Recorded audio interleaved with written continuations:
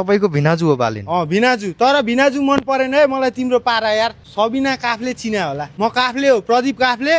सबिना काफले मेरो दिदी हो, बालेन भिनाजु हुन गयो। भिनाजुलाई के सन्देश दिन चाहन्छ? बालेन साला तपाईँ के सन्देश दिन चाहनुहुन्छ? बालेन भिनाजु तपाईँ के भन्दाखेरि अब झापामा तपाईँ लड्दै हुनुहुन्छ, जित्नु शुभकामना छ, तर प्रधानमन्त्री हुन तपाईँको अलिकति लेभल पुगेको छैन। त्यो प्रधानमन्त्रीको कुर्सीमा गएर बसेर काम गर्न सक्ने क्षमता तपाईँमा अहिलेलाई छैन। तपाईँसँग राष्ट्रिय राजनीतिको अनुभव छैन। राष्ट्रिय राजनीतिको अनुभव हुन पर्यो नि त। स्थानीय तहको राजनीति गरेर राष्ट्रिय राजनीतिको अनुभव हुँदैन नि त। भिनाजु तपाईँ राष्ट्रिय राजनीतिमा आउनुभएको छैन, आउनुभयो, तपाईँलाई स्वागत छ, राम्रो काम गर्नुहोस्, तर प्रधानमन्त्री हुन तपाईँलाई अलि बेला भएको छैन। सांसदसम्म ठिकै हो, महानगर नि हाँक्नु भएकै हो, नहाँकेको नि भन्न मिल्दैन। खोला सफा गर्छु भन्नुभयो, खै खोला नालाको मुख फेरिएको नि देख्न पाइएन।